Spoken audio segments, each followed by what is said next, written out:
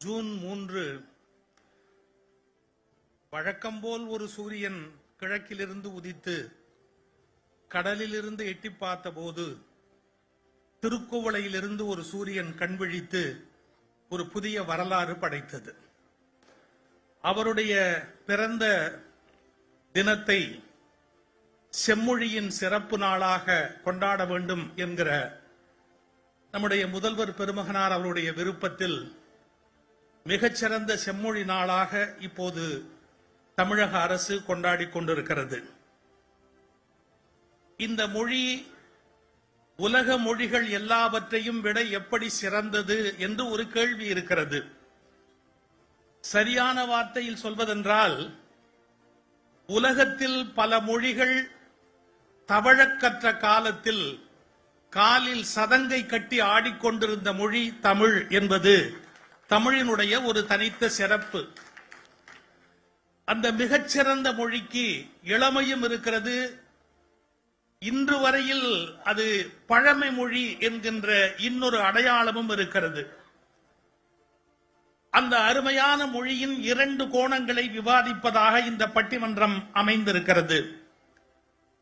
ஒன்றை நாம் மறந்துவிடக்கூடாது.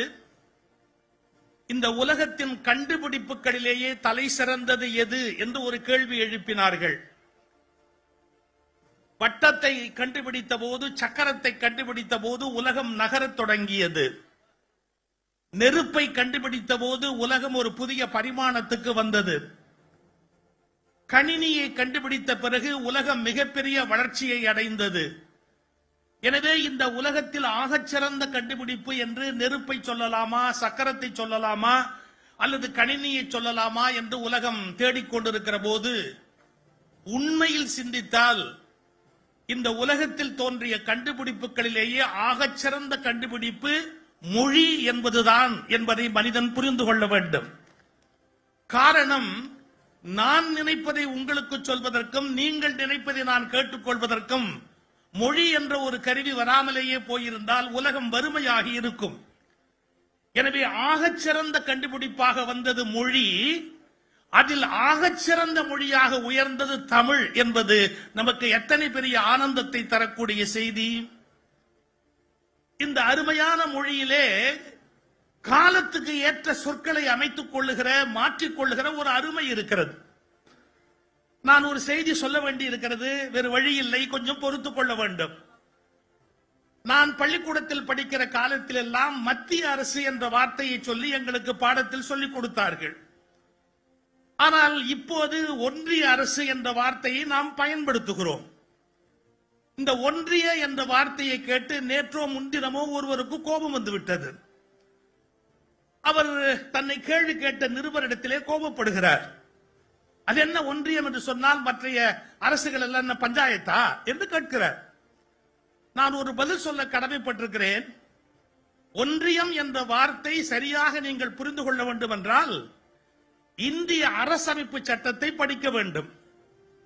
இந்திய அரசமைப்பு சட்டத்தில் there shall be a union of states, India, the Bharat, அந்த முதல் ஆர்டிகிள் தொடங்குகிறது.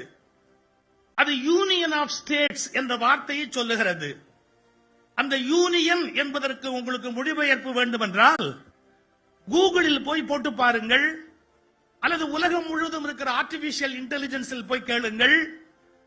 தமிழில் யூனியன் என்பதற்கு என்ன என்று கேட்டால் ஒன்றியம் என்ற மொழிபெயர்ப்பு தான் உலகளவில் ஒப்புக்கொள்ளப்பட்டிருக்கிற மிகச்சிறந்த மொழிபெயர்ப்பு. நான் இதை ஏன் சொல்லுகிறேன் என்று கேட்டால், இங்கே மத்திய என்ற வார்த்தையை மாற்றி ஒன்றிய என்று சொன்னவுடன் ஒருவருக்கு எரிச்சல் வருகிறது. அது நியாயம் அல்ல. எனக்கு ஒன்று பழகாததாலேயே அது தவறாக இருக்க வேண்டும் என்ற கட்டாயம் இல்லை. மிக நீண்ட காலமாக நீங்கள் சொல்லிக் கொண்டு வருகிற ஒரு வார்த்தையை மாற்றி வேறு ஒரு வார்த்தையை சொன்னால் அது தவறு என்று நினைக்க வேண்டிய அவசியம் இல்லை. நான் கொஞ்சம் கடுமையான ஒரு பழமொழி சொல்லுகிறேன், பொறுத்துக் கொள்ளுங்கள். நாய் உங்களை பார்த்து குலைக்கிறது என்று சொன்னால் அது உங்களுக்கு எதிரியாக இருக்க வேண்டும் என்ற அவசியம் இல்லை. அதற்கு உங்களை தெரியாமல் கூட இருக்கலாம். எனவே நம்மை தெரியாததால் தான் நாய் குறைக்கிறதே ஒழிய அதற்கு நாம் பகைவன் என்று பொருள் அல்ல. அதுபோல் இன்றைக்கு பல பேர் சில வார்த்தையை சொன்ன மாத்திரத்தில் கோபப்படுகிறார்கள். காரணம், உங்களுக்கு அந்த வார்த்தை பழக்கத்தில் வரவில்லை, பல காலமாக புரியவில்லை.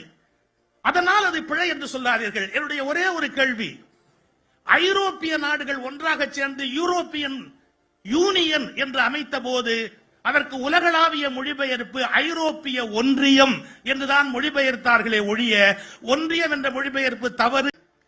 ரசிகமணி டிகேசியோட உட்கார்ந்து பேசிக் கொண்டிருக்கிறார். அப்போ சொன்னார், மொழியில எதை எப்படி பயன்படுத்தணும்னு ஒரு நியாயம் இருக்கு. இப்போ குடியானவர் பண்ணையில இருக்கிறவர் வந்து நின்னா சோறு சாப்பிட்டியா அப்படின்னு கேட்கலாம். அதுவே அந்த பண்ணையாரை பார்த்து சோறு சாப்பிட்டியா நம்ம கேட்க முடியுமோ? போஜனம் ஆச்சா அப்படின்னு கேட்க வேண்டாமா? நைவேத்தியம் ஆச்சா அப்படின்னு கேட்க வேண்டாமா? அந்தந்த வார்த்தையை அங்கங்க பயன்படுத்த வேண்டாமான்னு ஊவே சாமிநாத ஐயர் சொல்றார். ரசிகமணி டிகேசி உடனே அவரை மறுத்து சொல்லல.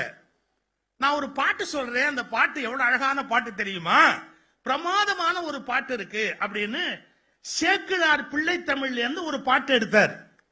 அந்த சேக்கிழார் பிள்ளை தமிழ்ல என்ன வருதுன்னு கேட்டீங்கன்னா, சோறு மணக்கும் மடங்கள் எல்லாம் அப்படின்னு வருது.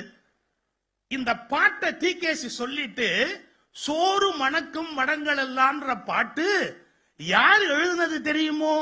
யாரு? உவேசாவை கேட்கிறார், யார் எழுதுனது தெரியுமோ அப்படின்னார். உவேசா பதறி எந்திரிச்சு சொன்னாரு, என்னுடைய குருநாதர் மீனாட்சி சுந்தரம் பிள்ளையுடைய பாட்டு, நான் அபச்சாரம் பண்ணிட்டேன், என் குருவினுடைய வார்த்தைக்கு எதிராக பேசியமைக்காக உங்ககிட்ட மன்னிப்பு கேட்கிறேன் அப்படின்னு ஊவே சாமிநாதையர் மன்னிப்பு கேட்டார். ஏன்? அவர்கள் வீடுகளில் சாதம் என்று பேசி பழக்கப்பட்டதால் சோறு என்ற வார்த்தை அவருக்கு கஷ்டமாக இருக்கிறது. ஆனால் மீனாட்சி சுந்தரம் பிள்ளை சோறு என்ற வார்த்தையை இலக்கியத்தில் எழுதியிருக்கிறார். அதை புரிய வைத்த பிறகு உவேசா ஒப்புக்கொண்டார். இவ்வளவும் ஏன் பேசுகிறேன்? ஒன்றியம் என்ற வார்த்தையை எதிர்ப்பவர்கள் கொஞ்சம் ஒப்புக்கொள்வதற்கு பழகுங்கள், அதுதான் நாகரிகம் என்பதை புரிய வைப்பதற்காக இந்த கருத்தை இந்த இடத்தில் நான் பதிய வைக்கிறேன்.